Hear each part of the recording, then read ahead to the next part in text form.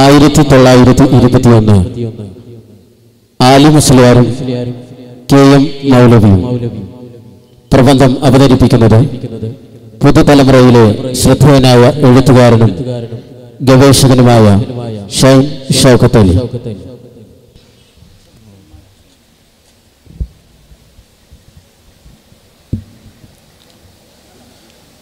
അസ്സലാമു അലൈക്കും വറഹ്മത്തുള്ളാഹി.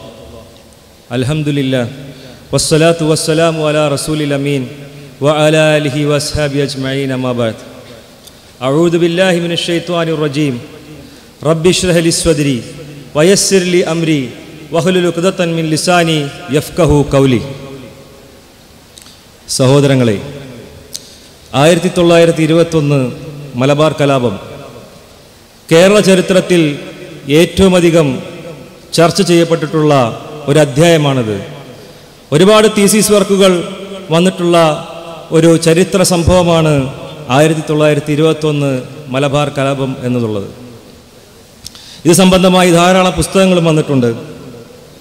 ഇതിൽ ആലി മുസ്ലിയാരും കെ.എം. മൗലവിയും വഹിച്ച പങ്കിനെക്കുറിച്ച് മാത്രമാണ് ഞാനിവിടെ ചർച്ച ചെയ്യാൻ ഉദ്ദേശിക്കുന്നത്. അതിനു മുമ്പ് 1921 എന്ന കാലഘട്ടം ഏകദേശം 100 വർഷങ്ങൾക്ക് നാം പിന്നിലോട്ട് പോകേണ്ടി വരും. ആ കാലഘട്ടത്തെ നാം മനസ്സിലാക്കേണ്ടിയിരിക്കുന്നു. അന്നത്തെ മാപ്പിളമാരുടെ അവസ്ഥ.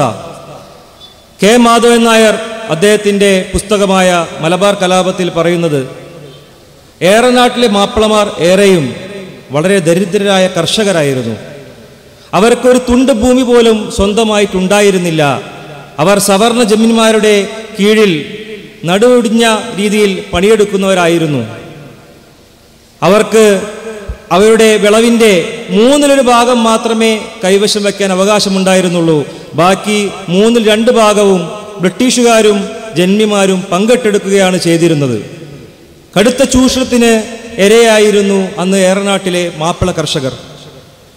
ഇത് മാത്രമല്ല, കാണിക്കുക എന്ന് പറയുന്നൊരു സംഭവം ഉണ്ടായിരുന്നു. അതായത് ജന്മിയുടെ വീട്ടിൽ ആഘോഷങ്ങൾ വരുമ്പോൾ, ആണ്ടാഘോഷങ്ങൾ ആകട്ടെ, തിരുവോണമാകട്ടെ, വിഷു ആകട്ടെ, അതിനെല്ലാം വാഴക്കൊലയും നാളികേരവും എന്ന് വേണ്ട അതിൻ്റെ ചെലവിലേക്കുള്ള കാര്യങ്ങളൊക്കെ തന്നെ നിർബന്ധമായും ഏറനാട്ടിലെ മാപ്പിള മുസ്ലിം സംഭാവനയായി നൽകുന്ന ഒരു ഏർപ്പാടുണ്ടായിരുന്നു. അതാണ് കാണിക്ക എന്ന് പറഞ്ഞു കഴിഞ്ഞാൽ. അതും ഈ മാപ്പിളമാർ തന്നെ നൽകേണ്ട ഒരവസ്ഥ അന്നുണ്ടായിരുന്നു എന്നുള്ളതാണ്. ബ്രിട്ടീഷുകാർ നിത്യോപയോഗ സാധനങ്ങൾക്ക് വൻ നിരക്കിൽ വില വർദ്ധിപ്പിച്ചു എന്നുള്ളതും നമുക്ക് കാണാം. അതായത് ഉപ്പ് പോലെയുള്ള സാധനങ്ങൾക്ക് പോലും വളരെയധികം വില കൊടുത്ത് വാങ്ങേണ്ട ഒരവസ്ഥ. വൻ നികുതിയാണ് ബ്രിട്ടീഷ് സർക്കാർ ചുമത്തിയിരുന്നത് എല്ലാവരുടെ മേലും. അതായത് വീടിനും കടയ്ക്കും മാത്രമല്ല, സാധാരണ ഒരു കടത്ത് നികുതി എന്ന് പറഞ്ഞുകൊണ്ട് ഒരു തോണിയിൽ ഒരു ഇക്കരയിൽ നിന്ന് അക്കരയിലേക്ക് പോകണമെങ്കിൽ അതിന് പോലും നികുതി കൊടുക്കേണ്ട അവസ്ഥയുണ്ടായിരുന്നു എന്ന് ചരിത്രത്തിൽ കാണാം. അങ്ങനെ ഒരുപാട് ആളുകൾ തോണി ഉപേക്ഷിച്ചുകൊണ്ട് നീന്തിക്കൊണ്ട് കടക്കുകയും അങ്ങനെ മരിച്ചുപോയ സംഭവങ്ങൾ പോലും റിപ്പോർട്ട് ചെയ്തിട്ടുള്ള സംഭവ വികാസങ്ങൾ മലബാറിൽ അരങ്ങേറിയിട്ടുണ്ട്. ഈ ഒരു സാഹചര്യത്തിലാണ് മാപ്പിളമാർക്ക് സവർണ ജന്മിമാരോട് വിരോധവും വെള്ളക്കാരോട് വിരോധവും ഉണ്ടായത് എന്ന് ചരിത്രത്തിൽ വളരെ വ്യക്തമായി തന്നെ നമുക്ക് പഠിക്കുവാൻ സാധിക്കുന്നതാണ്. ഈ മാപ്പിള വിരോധം എന്ന് പറയുന്നത് അങ്ങോട്ട് ഉണ്ടായി എന്നതുപോലെ തന്നെ മാപ്പിളമാരോട് ഇവിടെയുള്ള വെള്ളക്കാർക്കും അതുപോലെ തന്നെ സവർണ ജന്മിമാരെ അടങ്ങുന്ന ഹൈന്ദവർക്കും ഉണ്ടായിരുന്നു എന്നുള്ളതാണ് മറ്റൊരു വസ്തുത. കാരണം ഇവിടെ കുരിശുദ്ധത്തിൻ്റെ അടിസ്ഥാനത്തിൽ ലോകതലത്തിൽ തന്നെ മുസ്ലിങ്ങളും ക്രൈസ്തവരും തമ്മിൽ ഒരു ശത്രുത നിലനിന്നിരുന്നു. അതിൻ്റെ അടിസ്ഥാനത്തിൽ വെള്ളക്കാർക്ക് പിന്നീട് ചരിത്രം പഠിക്കുമ്പോൾ അത് തലമുറയായി കടന്നു വരികയും വെള്ളക്കാർക്ക് മുസ്ലിങ്ങളോട് പൊതുവായ ഒരു ശത്രുത ഉണ്ടാവുകയും ചെയ്തു. അങ്ങനെ ബ്രിട്ടീഷുകാർക്ക് മാപ്പിളമാരോട് പ്രത്യേക വിരോധമുണ്ടായിരുന്നു. ടിപ്പു സുൽത്താൻ്റെ കാലഘട്ടത്തിൽ ഒരുപാട് ഏറ്റുമുട്ടലുകൾ നടന്നിട്ടുണ്ട് ബ്രിട്ടീഷുകാരും ടിപ്പുവും തമ്മിൽ. അതിലും മാപ്പിളമാരോട് പൊതുവെ ഒരു വിരോധം വെച്ച് പുലർത്തിയിരുന്നു ബ്രിട്ടീഷുകാർ. ഹൈന്ദവ ജന്മിമാരെ സംബന്ധിച്ച് പിന്നെ അവർക്ക് മുസ്ലിങ്ങളോട് വിരോധമുണ്ടായിരുന്നത് മറ്റു ചില വസ്തുതകളിലൂടെയാണ് എന്ന് നമുക്ക് കണ്ണോടിച്ചാൽ കാണാൻ സാധിക്കും. അതായത് ഇവിടെ സവർണരുടെ കീഴിൽ പിന്നെ അമർന്നുകൊണ്ടിരിക്കുകയായിരുന്നു പറയനും പുലയനും അതുപോലെയുള്ള താഴ്ന്ന ജാതികളും. ആ ജാതികൾ ഒരുപാട് അയിത്തവും അതുപോലെ തന്നെ അത്തരം സംഗതികളിലൂടെ കടന്നുപോയപ്പോൾ അവർക്ക് പലർക്കും തോന്നി ഇസ്ലാം മതം സ്വീകരിച്ചു കഴിഞ്ഞാൽ ഇതിൽ നിന്ന് മുക്തമാവാം, ഈ സവർണാധിപത്യത്തിൽ നിന്ന് മുക്തമാവാം. അപ്പോൾ കുറേ പേർ ഇസ്ലാം മതം സ്വീകരിച്ചു.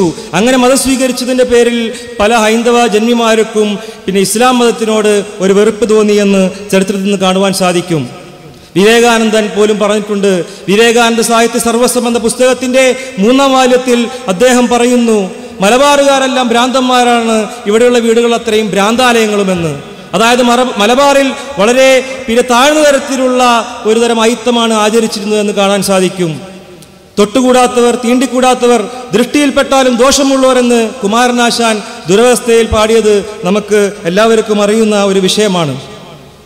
പി ഭാസ്കരൻ ഉണ്ണിയുടെ ഒരു പ്രശസ്തമായ പുസ്തകമാണ് പിന്നെ കേരളം 20-ാം നൂറ്റാണ്ടിൻ്റെ ആരംഭത്തിൽ എന്ന പുസ്തകം.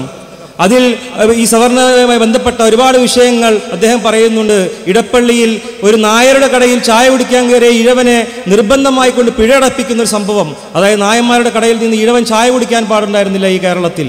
അങ്ങനെ അദ്ദേഹത്തിനെ കൊണ്ട് പിഴയടപ്പിക്കുകയാണ് ആ സംഭവത്തിൽ വിധിക്കുന്നുണ്ട്. ഇത്തരം വിഷയങ്ങളെല്ലാം നാം മനസ്സിലാക്കുമ്പോൾ, ഒത്തുചേർന്ന് വായിക്കുമ്പോൾ മറ്റൊരു കാര്യം കൂടി പറയാനുള്ളത്, വിഭജിച്ച് ഭരിക്കുക എന്ന അല്ലെങ്കിൽ ഡിവൈഡ് ആൻഡ് റൂൾ എന്ന പോളിസി ഇവിടെ ബ്രിട്ടീഷുകാർ നടപ്പിലാക്കി പോന്നിരുന്നു. മുസ്ലിങ്ങളെയും പിന്നെ ഹൈന്ദവരെയും തമ്മിൽ തല്ലിച്ചുകൊണ്ട് പിന്നെ ഇവിടെ മുതലെടുപ്പ് നടത്തിക്കൊണ്ട് ഇവിടെ ഭരണത്തിൽ അമർന്നിരിക്കുവാനുള്ള അവരുടെ ആഗ്രഹത്തിൻ്റെ ഭാഗമായും ഇവിടെ കലാപങ്ങൾ പൊട്ടിമുളച്ചു എന്ന് കാണുവാൻ സാധിക്കും. ആ വിഷയം പറഞ്ഞു കഴിഞ്ഞാൽ ഞാൻ കടക്കുന്നത് ഖിലാഫത്തിൻ്റെ വിഷയമാണ്. 1914 പിന്നെ ജർമ്മനിയും തുർക്കിയും അടക്കുന്ന സഖ്യകക്ഷികളെ ബ്രിട്ടനും കൂട്ടരും തോൽപ്പിക്കുകയും അതുപോലെ തന്നെ തുർക്കി സുൽത്താനെ സ്ഥാനഭ്രഷ്ടനാക്കുകയും ചെയ്തു.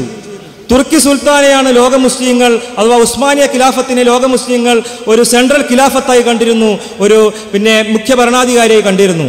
ഇത് മുസ്ലിങ്ങളിൽ ലോകതലത്തിൽ തന്നെ ഒരു അമർഷമുണ്ടാക്കുകയും പിന്നെ 1919 അഖിലേന്ത്യാ ഖിലാഫത്ത് കോൺഫറൻസ് ഉണ്ടാവുകയും മൗലാന ആസാദും മൗലാന മുഹമ്മദ് അലിയും മൗലാന ഷൗക്കത്ത് അലിയും പോലെയുള്ള ആളുകൾ അതിൽ സജീവമായി പങ്കെടുക്കുകയും അതിലൊരു സംയുക്ത ഹിന്ദു മുസ്ലിം കൗൺസിൽ പിന്നെ സംഘടിപ്പിക്കുകയും ചെയ്തു. ആ കൗൺസിലിൽ ഗാന്ധിജി അധ്യക്ഷത വഹിച്ചതായി കാണുവാൻ സാധിക്കും.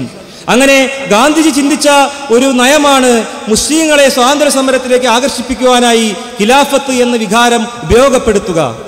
അങ്ങനെ മുസ്ലിങ്ങളിൽ അവരുടെ ഇസ്ലാമികമായ ആദർശത്തിൽ ഊന്നൽ കൊടുത്തുകൊണ്ട് തന്നെ സ്വാതന്ത്ര്യ സമരത്തിലേക്ക് അവരെ നയിപ്പിക്കുക എന്ന തന്ത്രപരമായ സമീപനം ഗാന്ധി സ്വീകരിക്കുകയും ഹിന്ദുക്കളോടും ഖിലാഫത്തിൽ സഹകരിക്കുവാൻ ഗാന്ധിജി ഇതിൽ പറയുകയും ചെയ്തു എന്ന് കാണുവാൻ സാധിക്കും.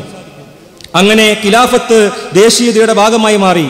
1920 മഞ്ചേരി കോൺഫറൻസിൽ വെച്ച് പിന്നെ ഖിലാഫത്തിന്റെ പ്രമേയം അംഗീകരിക്കപ്പെടുകയും 1920 കോഴിക്കോട് കടപ്പുറത്ത് ഗാന്ധിജിയും മൗലാന ഷൗക്കത്ത് അലിയും വന്നിറങ്ങുകയും പിന്നെ 20,000-ഓളം ആളുകൾ അതിൽ പങ്കെടുക്കുകയും അന്നത്തെ കാലത്ത് 2,500 രൂപ പിരിക്കുകയും ചെയ്തു എന്നാണ് പറയുന്നത്. അന്നത്തെ 2,500 എന്ന് പറഞ്ഞു കഴിഞ്ഞാൽ അന്ന് 1 രൂപയ്ക്ക് 64 ചായ കിട്ടുന്ന കാലഘട്ടമാണ് എന്ന് എം റഷീദ് തൻ്റെ പുസ്തകമായ മുഹമ്മദ് അബ്രഹ്മാൻ സാഹിബ് എന്നതിൽ പറയുന്നുണ്ട്. ഇത്തരത്തിലെല്ലാം സംഭവിച്ചപ്പോൾ പിന്നീടുണ്ടായ സംഭവമാണ് 1921 ഒറ്റപ്പാലം സമ്മേളനം. ഒറ്റപ്പാലം സമ്മേളനം ചരിത്ര സംഭവമാണ്. അതിലെ ഉലമാ കോൺഫറൻസിൽ മുഖ്യ പ്രബന്ധം അവതരിപ്പിച്ചത് ഇസ്ലാഹി പ്രസ്ഥാനത്തിന്റെ ആദർശക്കാരനായിരുന്ന ഈ മൊയ്ദ് മൗലവിയാണ്. ഈ മൊയ്ദ് മൗലവി അതിൽ വായിച്ച പ്രബന്ധത്തിൽ പറയുന്നത്, കുരിശുദ്ധത്തിന്റെ അടിസ്ഥാനത്തിൽ മുസ്ലിങ്ങളെ ഉന്മൂലനം ചെയ്യാനാണ് ക്രൈസ്തവർ ശ്രമിക്കുന്നത്. അതുകൊണ്ട് മാപ്പിളമാർ ഒറ്റക്കെട്ടായി വെള്ളക്കാർക്കെതിരെ പോരാടണമെന്ന് ഈ മൊയ്ദ് മൗലവി പ്രബന്ധത്തിൽ അവതരിപ്പിക്കുകയും അതുപോലെ തന്നെ ജനങ്ങളത് അംഗീകരിക്കുകയും ചെയ്തു. അന്ന് പ്രബന്ധത്തിൽ അവതരിപ്പിച്ചത് സക്കാത്തിന്റെ ഒരു വിഹിതം മുസ്ലിങ്ങൾ ഖിലാഫത്തിലേക്ക് കൊടുക്കണമെന്നും അതുപോലെ തന്നെ എല്ലാ മുസ്ലിങ്ങളും നിസ്സഹകരണ പ്രസ്ഥാനത്തിൽ പങ്കെടുക്കണമെന്നും പിന്നെ 3-ാമത്തെ പ്രമേയം എല്ലാ പിന്നെ പ്രായപൂർത്തിയായ ആണും പെണ്ണുമായ ആളുകൾ കോൺഗ്രസിൽ മെമ്പർഷിപ്പ് എടുക്കണമെന്നതുള്ളമായിരുന്നു. അങ്ങനെ മുസ്ലിങ്ങൾ ദേശീയതയിലേക്ക് സജീവമായ ഒരു സംഭവമായി മാറി 1921 ഒറ്റപ്പാലം സമ്മേളനം. പിന്നീടുണ്ടായ ഖിലാഫത്ത് കമ്മിറ്റിയിലെ മുഖ്യ നേതാക്കളെല്ലാം തന്നെ ഇസ്ലാഹി ആദർശമുള്ളവരായിരുന്നു. സെക്രട്ടറിയായി വന്നത് ഷേറെ മലബാർ എന്നറിയപ്പെട്ടിരുന്ന മുഹമ്മദ് അബ്ദുറഹ്മാൻ സാഹിബാണ്.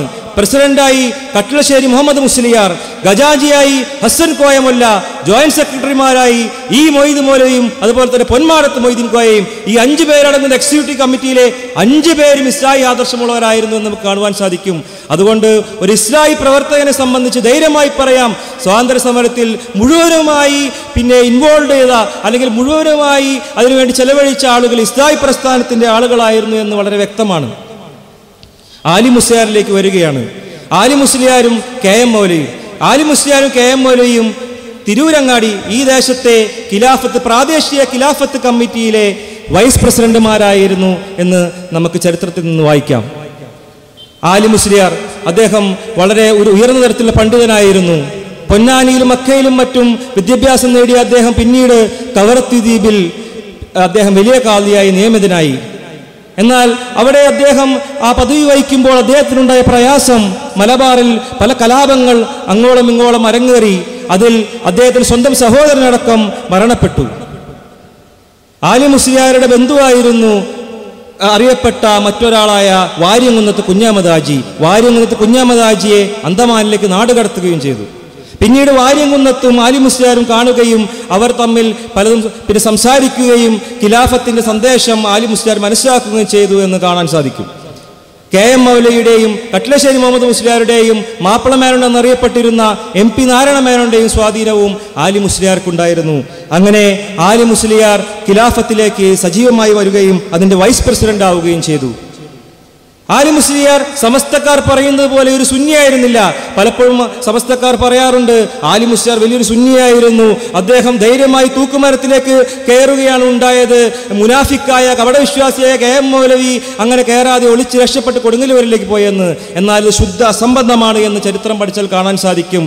കാരണം ആലി മുസ്ലിയാർ ആദ്യം മുതലേ ദേശീയതയെ പ്രോത്സാഹിപ്പിച്ച ആളായിരുന്നു. അദ്ദേഹത്തിന്റെ മുദ്രാവാക്യം തക്ബീറുകളിൽ ഗാന്ധിജിക്ക് ജയ്, മൗലാന ഷൗക്കത്ത് അലിക്ക് ജയ് എന്നതായിരുന്നു. അല്ലാഹു അക്ബർ എന്ന് പറഞ്ഞുകൊണ്ട് അദ്ദേഹം പറഞ്ഞിരുന്നത്. അദ്ദേഹം ഖദർദാരിയായിരുന്നു എന്ന് നമുക്ക് കാണാൻ സാധിക്കും. ഹിന്ദുക്കൾ പോലും അദ്ദേഹത്തെ ബഹുമാനിച്ചിരുന്നു. മൊയ്ലാരുപ്പാപ്പ എന്നാണ് അദ്ദേഹത്തെ ഹിന്ദുക്കൾ പോലും സംബോധന ചെയ്തിരുന്നത്. മാപ്പിള മേനോൻ എന്നറിയപ്പെടുന്ന MP നാരായണ മേനോൻ അദ്ദേഹത്തെ മദ്രസകൾ ഉണ്ടാക്കാൻ പോലും സഹായിച്ചു എന്നാണ് പറയുന്നത്. അത്രത്തോളം ഹൈന്ദവരുടെ പോലും സഹകരണം നേടിയെടുത്ത നല്ലൊരു പണ്ഡിതനായിരുന്നു പിന്നെ ആലി മുസ്ലിയാർ എന്ന് ചരിത്രത്തിൽ നിന്ന് വളരെ വ്യക്തമാണ്. അറബി ഉറുദു ഭാഷകൾ നന്നായി അറിഞ്ഞിരുന്ന അദ്ദേഹം തുർക്കി ഖിലാഫത്തിനെ കുറിച്ച് അവിടെ നിന്ന് വരുന്ന പത്രങ്ങൾ വായിച്ച് മനസ്സിലാക്കുകയും ജനങ്ങളെ പ്രസംഗത്തിലൂടെ ഉത്ബോധനം നടത്തുകയും ചെയ്തു. നമ്മുടെ പിന്നെ കഥാപുരുഷനായ ആലി മുസ്ലിയാർ എന്ന് വളരെ വ്യക്തമാണ്. പക്ഷേ പിന്നെ ചില സംഭവ വികാസങ്ങൾ ഉണ്ടായി എന്നുള്ളതാണ് പിന്നീട് പ്രശ്നങ്ങൾ ഉണ്ടാവാൻ കാരണം. ഇവിടെയും ഒരു മതത്തിന്റെ കാര്യം അനാവശ്യമായി ചില ചരിത്രകാരന്മാർ കൊണ്ടുവരാറുണ്ട്. അതായത് ചരിത്രത്തെ വികലമാക്കാൻ ശ്രമിക്കുന്ന ആളുകൾ പലപ്പോഴും പറയാറുണ്ട് ആലി മുസ്ലിയാർ ഒരു അമിതമായ മാപ്പിള സ്പിരിറ്റുള്ള ആളായിരുന്നു, അദ്ദേഹം ഒരു ഹാലിളക്കത്തിന് കോപ്പ് കൂട്ടുകയാണ് ചെയ്തത് എന്നത്. എന്നാൽ ഇത് ഒരു പൂർണ്ണമായി യാഥാർത്ഥ്യമല്ല എന്നുള്ളതാണ് ഒരു വസ്തുത. കാരണം അദ്ദേഹം പിന്നെ സ്വാതന്ത്ര്യ സമരത്തിനെ എതിർത്ത മാപ്പിളമാരെയും അദ്ദേഹം പിന്നെ വിമർശിച്ചിട്ടുണ്ട് എന്നുള്ളതാണ് നമുക്ക് ചരിത്രത്തിൽ നിന്ന് മനസ്സിലാക്കാൻ സാധിക്കുന്നത്. അതായത് ഖാൻ ബഹദൂർ ചേക്കുട്ടി സാഹിബിനെ അദ്ദേഹം ചെരുപ്പ് നക്കി എന്നാണ് പറഞ്ഞത്. ബ്രിട്ടീഷ് പാദസേവ ചെയ്തിരുന്ന ഖാൻ ബഹദൂർമാരിൽപ്പെട്ട ഒരാളായിരുന്നു ചേക്കുട്ടി സാഹിബ്. അദ്ദേഹത്തെ പിന്നീട് വാര്യംകുന്നത്ത് കുഞ്ഞഹമ്മദ് ഹാജി തല അറുത്തുകൊണ്ട് കുന്തത്തിൽ നാട്ടിക്കൊണ്ട് വരുന്നതായി ചരിത്രത്തിൽ അതും നമുക്ക് വായിക്കുവാൻ സാധിക്കും. അപ്പോൾ വാര്യംകുന്നത്തായാലും ശരി ആലി മുസ്ലിയാരായാലും ശരി വെള്ളക്കാരെ സഹായിച്ച മുസ്ലിമിനെ പോലും വകവരുത്താനും വിമർശിക്കാനും മടിയില്ലാത്തവരായിരുന്നു അവർ. അപ്പോൾ അതിനൊരു വർഗീയ ചോയ കൊടുക്കുന്നത് അത് ചരിത്രത്തോട് കാണിക്കുന്ന ഒരു അനീതിയായിരിക്കുമെന്നുള്ളത് കൂടി ഈ ഒരു അവസരത്തിൽ ഉണർത്തുകയാണ്. പിന്നിലുണ്ടായ ചില സംഭവ വികാസങ്ങൾ പറയുകയാണ്. അഫ്ഗാൻ ബോഗി എന്ന് പറയുന്ന ഒരു സംഭവം നാട്ടിലെല്ലാം മലബാറിൽ പ്രചരിച്ചു. അതായത് കാബൂൾ സുൽത്താൻ, അഫ്ഗാനിസ്ഥാനിലെ കാബൂൾ സുൽത്താൻ ഇവിടെ വന്നുകൊണ്ട് പിന്നെ മുസ്ലിങ്ങളെ മോചിതരാക്കും. അങ്ങനെ ഗാന്ധിജിയും അഫ്ഗാനിസ്ഥാനത്തെ രാജാവിനെ സഹായിക്കുകയും അങ്ങനെ ഇവിടെയുള്ള മാപ്പിളമാരെ മൊത്തം ഈ കാബൂൾ രാജാവ് പിന്നെ വിമോചനത്തിലേക്ക് നയിക്കുമെന്ന ഒരു പ്രസംഗം മൗലാന മുഹമ്മദ് അലി ചെയ്തു എന്നതിന്റെ പേരിൽ അഫ്ഗാൻ ബോഗി എന്ന് പറയുന്ന ഒരു സംഭവം ഇവിടെയെല്ലാം പ്രചരിച്ചിരുന്നു. ഇതിന്റെ ഒരു വൻ പ്രചാരകനായിരുന്നു ആലി മുസ്ലിയാരും. അവർ സ്വപ്നം കണ്ടു അദ്ദേഹം വന്ന് ഇവിടെ മാപ്പിളമാരെ വിമോചനം ചെയ്യുമെന്നുള്ളത്. പക്ഷേ അത് ഒരു തരത്തിലുള്ള കിംവദന്തിയായിരുന്നു എന്ന് നമുക്ക് കാണുവാൻ സാധിക്കും. അവിടെ ഞാൻ നേരത്തെ പറഞ്ഞുവല്ലോ 1921 ആ ഒറ്റപ്പാലം സമ്മേളനത്തിൽ വെച്ച് മൊയ്തു മൗലവി വായിച്ച പ്രബന്ധം അതിന്റെ നോട്ടീസുകൾ അച്ചടിച്ച് വിതരണം ചെയ്തിരുന്നു. ഈ നോട്ടീസുകൾ അത് കണ്ടെത്തുവാനായി അതിന്റെ കോപ്പികൾ നശിപ്പിക്കുവാനായി ഖിലാഫത്ത് ഓഫീസുകൾ കയറി നിറങ്ങുകയായിരുന്നു ബ്രിട്ടീഷ് പട്ടാളം. അങ്ങനെ ആലി മുസ്ലിയാരും കൂട്ടരും ഇതിനെതിരെ പ്രതിഷേധിക്കുകയും അവർ ഒരു വളണ്ടിയർ കോർ രൂപീകരിക്കുകയും ഇതിനെതിരെ സമാധാനപരമായി പ്രതിഷേധ പ്രകടനങ്ങൾ നടത്തുകയും ചെയ്തു. ഇത് കളക്ടർ തോമസിന് രുചിച്ചില്ല. കളക്ടർ തോമസ് അദ്ദേഹത്തെ അറസ്റ്റ് ചെയ്യാൻ ഉത്തരവിട്ടു. പക്ഷേ അത് നടന്നില്ല. പിന്നീടുണ്ടായ ഒരു സംഭവമാണ് മലബാർ കലാപം പൊട്ടിപ്പുറപ്പെടാൻ മുഖ്യ കാരണമായത്. അതായത് ഖിലാഫത്ത് പ്രവർത്തകനും ആലി മുസ്ലിയാരുടെ സുഹൃത്തുമായ കളുത്തിങ്കൽ മമ്മദിനെ അദ്ദേഹത്തിന്റെ തിരുമുൽപ്പാട് പാട്ടം പിരിവിൽ നിന്ന് പറഞ്ഞയക്കുകയും ഒരു തോക്ക് മോഷ്ടിച്ചു എന്ന് ആരോപിച്ചുകൊണ്ട് അദ്ദേഹത്തെ അറസ്റ്റ് ചെയ്യുകയും ചെയ്തു. ഇതാണ് അടിസ്ഥാനപരമായി കലമെന്ന് ചോദിച്ചപ്പോൾ അദ്ദേഹം പറഞ്ഞ മറുപടി, നിങ്ങൾ എന്തിനാണ് വെള്ളക്കാരെ പോലെ പാൻറ്റുമൊക്കെ ഇട്ട് നടക്കുന്നത് എന്നുള്ളതായിരുന്നു. അങ്ങനെ അപകർഷബോധം തോന്നാത്ത ഇസ്ലാമിക കൾച്ചർ അല്ലെങ്കിൽ മാപ്പിള സമുദായത്തിലുണ്ടായിരുന്ന സംസ്കാരം അതുപോലെ പിൻപറ്റിയിരുന്ന ഹൈന്ദവർ വരെ ഇവിടെ ഉണ്ടായിരുന്നു. പിന്നെ എങ്ങനെയാണ് ഇതിനെ മതവൽക്കരിക്കുക? ഈ സംഭവത്തെ, ഈ ചരിത്ര സംഭവത്തെ, ഇത് മറ്റു ചില ലക്ഷ്യങ്ങളാണ്. ഇവിടെയുള്ള ചരിത്രം വികലമാക്കണമെന്നുള്ള ചില ഫാസിസ്റ്റ് ശക്തികളുടെ ഗൂഢാലോചനയാണ് ഇതിന്റെ പിന്നിലെന്ന് വളരെ വ്യക്തമാണ്.